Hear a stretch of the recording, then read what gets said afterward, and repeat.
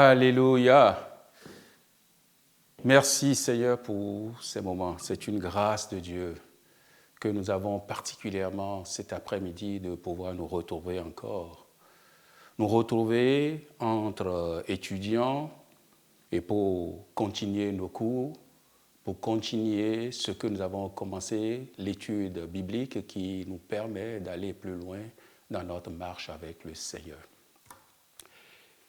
Et ensemble de chez vous, nous allons incliner nos têtes et nous allons recommander ces moments à l'Éternel. Seigneur, merci pour ces moments que tu rends possibles. Merci parce que nous pouvons compter sur ta grâce et sur l'action du Saint-Esprit en ces moments particuliers. Merci, ô Dieu, d'ouvrir notre intelligence, afin qu'ensemble nous puissions comprendre ce que tu veux nous enseigner pour l'avancement de notre marche avec toi. Que toute la gloire te revienne à toi, ô Éternel, parce que tu le fais et que tu donnes gloire à ton nom, au nom de Jésus. Amen. Amen. Eh bien, comme je le disais tout à l'heure, c'est une grâce de se retrouver pour continuer dans notre cours, dans notre enseignement biblique. Et aujourd'hui, nous nous retrouvons alors sur la leçon numéro 4 de la section 4, dont le titre est « Le bonheur du royaume de Dieu ». Alléluia. Le bonheur du royaume de Dieu.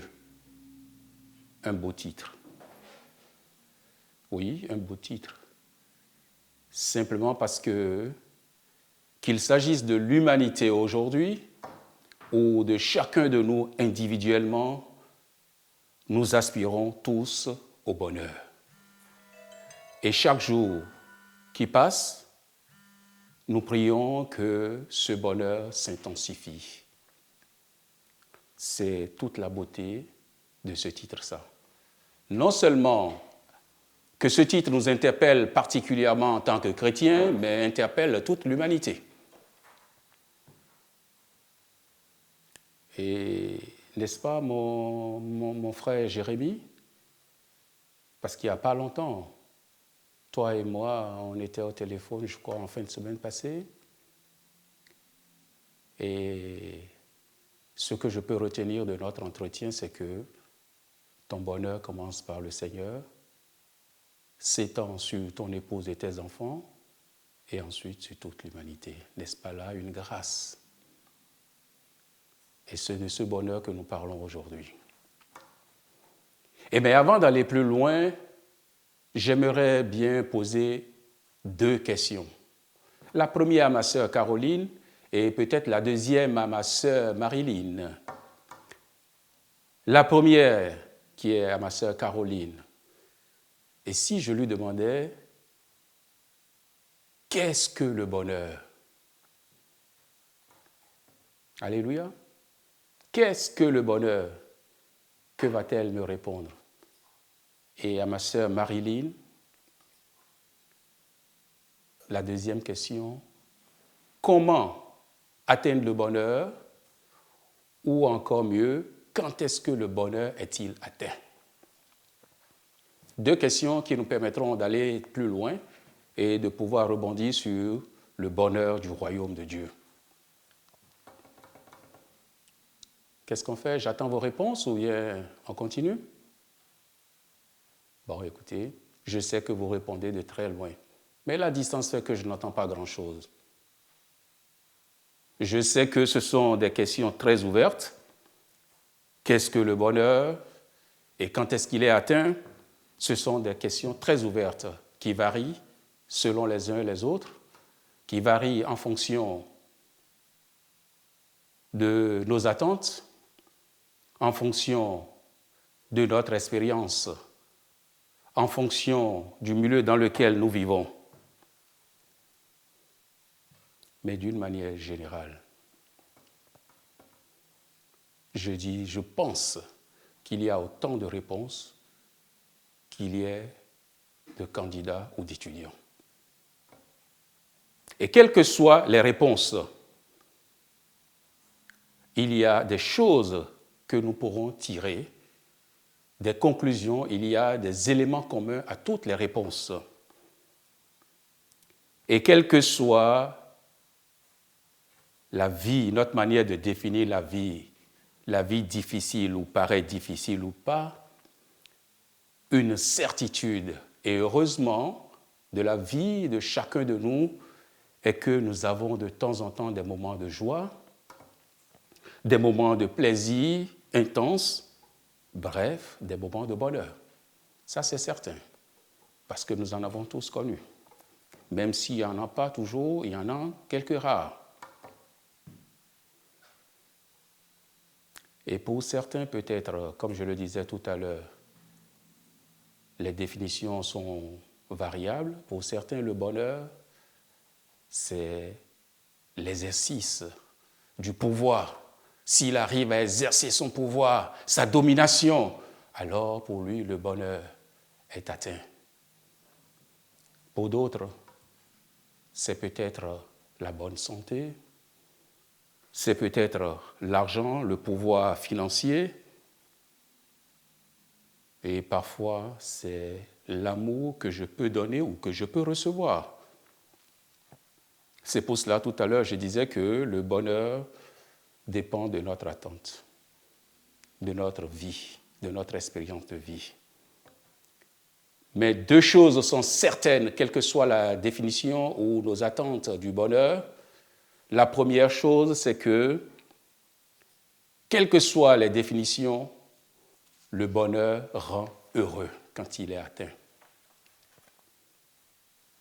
Deuxième chose, c'est que la plénitude d'une vie heureuse, c'est-à-dire le bonheur atteint, est le résultat d'un choix. Ce qui suppose qu'à un moment donné, il faut s'arrêter et faire un choix.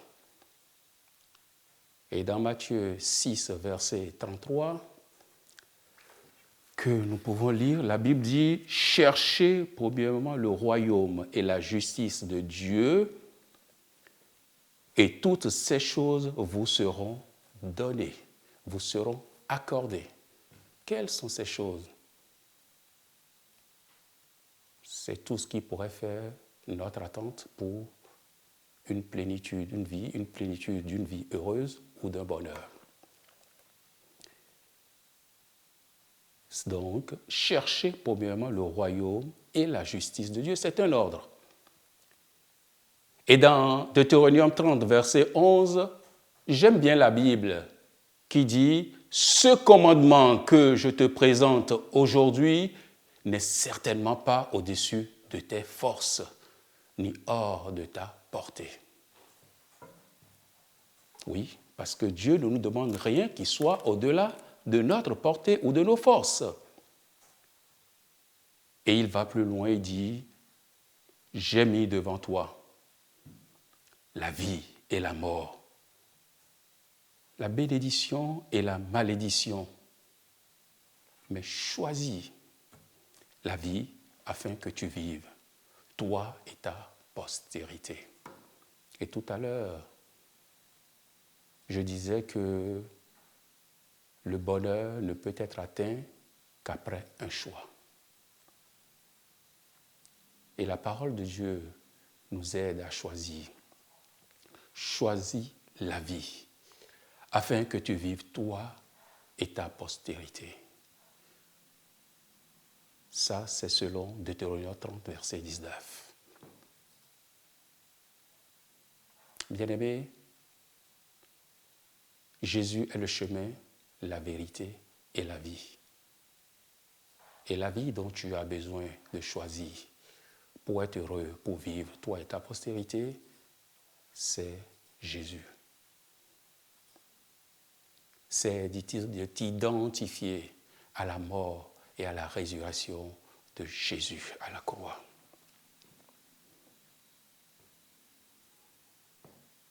Alléluia. Et c'est pour cela que Jésus même, pendant son ministère terrestre, quand les disciples lui ont dit « Apprends-nous à prier », il a dit « Quand vous priez, dites que ton nom soit sanctifié. Notre Père qui est dans les cieux, que ton nom soit sanctifié. Que ton règne vienne et que ta volonté soit faite sur la terre comme au ciel. Que ton règne vienne.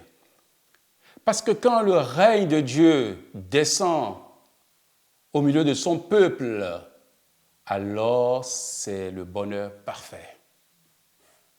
Et sur cette terre, pendant que nous sommes encore là, nous avons besoin de goûter à la volonté de Dieu. D'où alors le bonheur du royaume de Dieu, qui est le titre de notre leçon. Et vous savez, nous irons plus loin en prenant comme support dans la Bible Matthieu 5, versets 3 à 12, que nous lirons.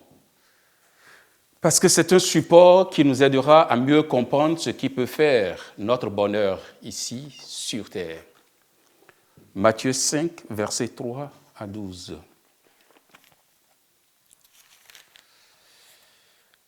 Alors,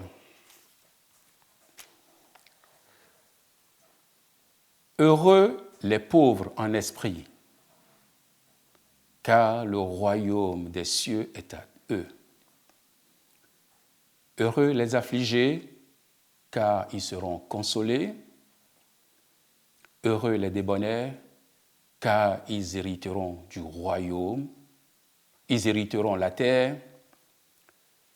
Heureux ceux qui ont faim et soif de la justice, car ils seront rassasiés. Verset 7. Heureux les miséricordieux, car ils obtiendront miséricorde. Verset 8. Heureux ceux qui ont le cœur pur, car ils verront Dieu. Heureux ceux qui procurent la paix, car ils seront appelés fils de Dieu. Et enfin le verset 10. Heureux ceux qui sont persécutés pour la justice, car le royaume des cieux est à eux. Et c'est un texte que nous connaissons très bien, alors que nous appelons les béatitudes ou le sermon sur la montagne. Et dans ce texte, nous voyons clairement ce qui peut nous rendre heureux.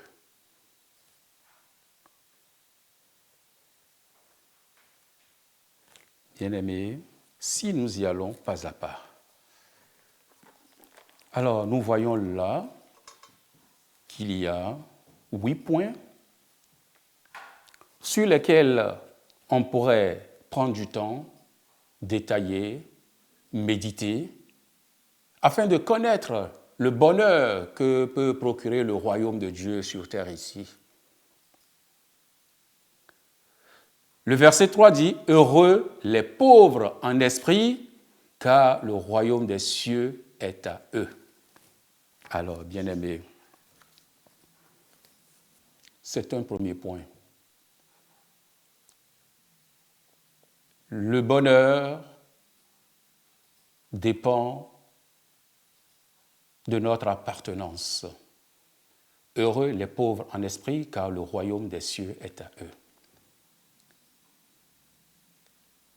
Du moment où nous rentrons dans le royaume des cieux, du moment où nous appartenons à Dieu, alors je pense que notre identité change. Comme le dirait quelqu'un, nous ne sommes plus citoyens de cette vie. Nous ne sommes plus citoyens de cette terre, mais nous sommes des citoyens du royaume des cieux. Et comme tout citoyen, nous avons une identité, et la carte d'identité peut prouver. Nous avons le passeport qui prouve notre identité. Et bien aimé, c'est des documents qui doivent être tenus à jour et en cours de validité. Une question pour mes étudiants. Avez-vous votre carte d'identité, votre passeport à jour? C'est une question très importante. Nous avons besoin de savoir d'où est-ce que nous sommes. Est-ce que nous sommes citoyens des cieux? Est-ce que nous avons l'assurance que notre vie, notre nom est écrit dans le livre de vie? Et le verset 4 va plus loin, il dit « Heureux les affligés, car ils seront consolés. » Heureux les affligés, car ils seront consolés. Ça veut dire qu'il y aura sur terre des situations qui vont certainement nous troubler, nous perturber, mais la consolation est l'œuvre de notre Dieu. Dans 2 Corinthiens 1,4, nous pouvons lire ça. Et dans Ésaïe 51, 12, la Bible dit « C'est moi qui vous réconforte. C'est bien moi, dit le Seigneur. » Version français courant. Ésaïe 51, 12. L'Éternel parle, il dit, c'est moi qui vous réconforte. C'est bien moi, dit le Seigneur. Vous savez, il vaut mieux que Dieu nous réconforte ou vous réconforte, parce que c'est un soutien qui ne manquera jamais. Alors que si nous plaçons notre confiance en l'Éternel, alors que si nous plaçons notre confiance en l'homme, malheur à celui qui place sa confiance en l'homme. Parce qu'à un moment donné, l'homme sera fatigué. Et s'il est fatigué, il va t'abandonner. Que Dieu nous bénisse. Le verset 5. Heureux les débonnais, car ils hériteront la terre. Un autre point très important. Nous avons notre passeport à jour. Nous avons l'assurance qu'en toutes circonstances, Dieu est là, notre Dieu est là pour nous consoler jusqu'à ce que Jésus revienne. Et nous avons un héritage certain. Et bien aimé, aujourd'hui, un sujet d'actualité, c'est la bourse. On parle de la bourse de Tokyo, de la bourse des États-Unis, de la bourse de je ne sais où, des marchés, de l'effondrement de toutes sortes de marchés. Mais bien aimé, nous n'avons rien à craindre. Notre héritage est stable. Dans le psaume 2, versets 7 à 8, le psalmiste pouvait dire « Je publierai les décrets. L'Éternel m'a dit, tu es mon fils, je t'ai engendré aujourd'hui. Demande-moi et je te donnerai les nations en héritage, les extrémités de la terre comme possession. » Et dans Galates 3, 29, la Bible dit « Si vous êtes en Christ, vous êtes donc la postérité d'Abraham, héritier selon la promesse. » Notre héritage est immuable. Elle ne dépend pas de la bourse. Elle ne dépend pas de l'effondrement d'une bourse ou de la volatilité d'une bourse. Mais elle est stable en Christ. Ça va? Nous allons plus loin.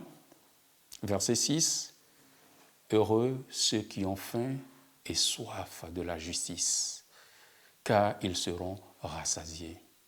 N'est-ce pas là merveilleux d'être rassurés que nous serons rassasiés et que nous mangerons à notre faim et que nous avons à boire quand nous aurons soif? Et d'ailleurs, c'est la semaine de jeûne et prière. Et le pasteur Thaddée a posé un sujet qui est dans Ésaïe 55, versets 1 à 3. Eux, il nous invite à venir acheter sans argent. Où est-ce que vous avez jamais vu ça? C'est seulement avec Dieu que c'est possible. Et toutes ces choses vous seront données par-dessus tout. C'est ce que nous avons lu. tout au début, Matthieu 6, 33. Quelles sont ces choses-là? La Bible dit, ne vous inquiétez de rien. Ne vous souciez pas de quoi vous serez vêtus. Ne vous souciez pas de ce que vous mangerez. Ne vous souciez pas de ce que vous boirez.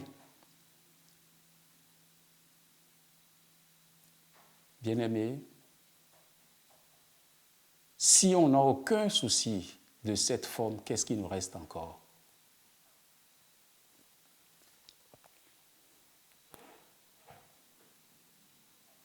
Heureux ceux qui ont faim et soif de la justice, car ils seront rassasiés. Verset 7. Heureux les miséricordieux, car ils obtiendront miséricorde. Alléluia! La miséricorde, elle est certaine. Éphésiens 2, verset 4. Éphésiens 2, verset 4. Mais Dieu est riche en miséricorde à cause de son grand amour dont il nous a aimés.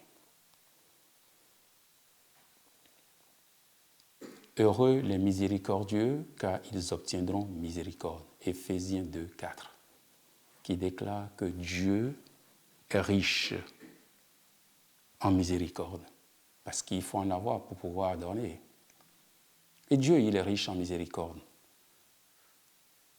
à cause de son grand amour dont il nous a aimés. C'est l'amour de Dieu pour nous, pour chacun de nous, qui a conduit notre Seigneur, notre Sauveur à la croix.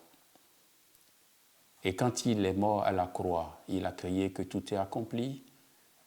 C'est pour vous et moi. C'est à la croix que notre victoire a été gagnée. Que le Seigneur nous fasse grâce. Et que ces moments, et que ces paroles retiennent notre attention, nous amènent à aller plus loin avec le Seigneur. Et toujours dans Matthieu 5, verset 8, « Heureux ceux qui ont le cœur pur, car ils verront Dieu. » N'est-ce pas là magnifique? Avec un cœur pur, nous sommes certains de voir Dieu. La sainteté convient à la maison, à ta maison, ô Éternel, pour toute la durée des temps. La sainteté convient à la maison de notre Dieu. Nous avons besoin d'avoir un cœur pur.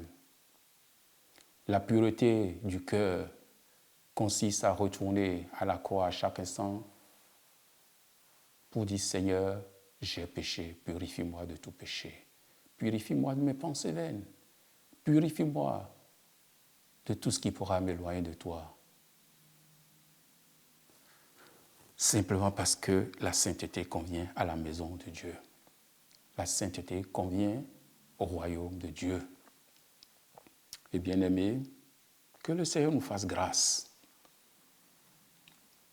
Que le Seigneur nous aide. Verset 9. Heureux ceux qui procurent la paix, car ils seront appelés fils de Dieu.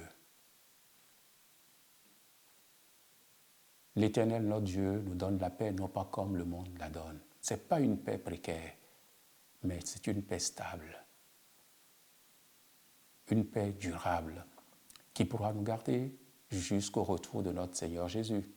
Et nous avons besoin de communiquer cette paix à ce monde qui aujourd'hui est ébranlé, est perturbé par le coronavirus. Mais bien-aimés, nous avons une paix stable. Et enfin, le verset 10, « Heureux ceux qui sont persécutés pour la justice, car le royaume des cieux est à eux. » N'est-ce pas là magnifique, bien-aimés, mes chers étudiants, d'avoir l'assurance d'un bonheur que notre Dieu, notre Seigneur et Sauveur nous donne, parce que ce sont ses paroles. C'est lui-même qui a prononcé ces paroles pendant qu'il était encore sur terre. Et ces paroles restent d'actualité, vraies pour nous. je crois que, en toutes circonstances, nous devons nous appuyer sur la parole de Dieu. Nous devons apprendre à lever les yeux vers les montagnes. Les montagnes, de qui peut venir le secours si ce n'est de l'Éternel qui a fait les cieux et la terre. Je crois que ce soir, cet après-midi, ce dont nous avons besoin de comprendre, c'est que notre appui pour atteindre le bonheur, c'est de nous tourner vers la parole de Dieu. C'est de prendre du temps et de méditer la parole de Dieu. Que la parole de Dieu puisse nous transformer, parce que c'est une puissance. Et la Bible dit, mon peuple meurt faute de connaissance. Quand nous ne connaissons pas la parole, alors c'est la mort qui nous attend. Mais comme nous l'avons lu dans Deutéronome 30, il dit, je mets devant toi la mort et la vie, la bénédiction et la malédiction. Et il ne te laisse pas en vrac, il te dit, choisis la vie. Et cet après-midi, que Dieu nous aide à faire notre choix. Amen. Que Dieu nous aide à faire notre choix, à choisir Jésus. Je crois que nous allons conclure très simplement avec 2 petits versets que je vous laisserai. Des versets qui vont vous amener certainement à aller plus loin. Et le premier verset, c'est le psaume 23, verset 6, que j'aime particulièrement. Oui, le bonheur et la grâce m'accompagneront tous les jours, et j'habiterai dans la maison de l'Éternel jusqu'à la fin de mes jours. J'aime bien chanter ça. Oui, le bonheur et la grâce m'accompagneront. Les matins, j'aime bien me lever avec ce cantique. Et ça me rassure. Vous savez, et quand ce bonheur, et quand cette grâce nous accompagne tous les jours, et que nous habitons dans la maison de l'Éternel jusqu'à la fin de nos jours, alors nous avons l'assurance, selon Apocalypse 22, 7, quand la Bible dit « Et voici, je viens bientôt ». Heureux celui qui garde la parole de la prophétie de ce livre. C'est bien celui-là. C'est la parole, c'est le livre qui résume la prophétie, la parole de Dieu. Que le Seigneur nous aide à méditer cette parole, comme Josué l'a dit, jour et nuit, afin de connaître le bonheur, afin d'exceller dans toutes nos entreprises. Soyez bénis en Christ. Amen.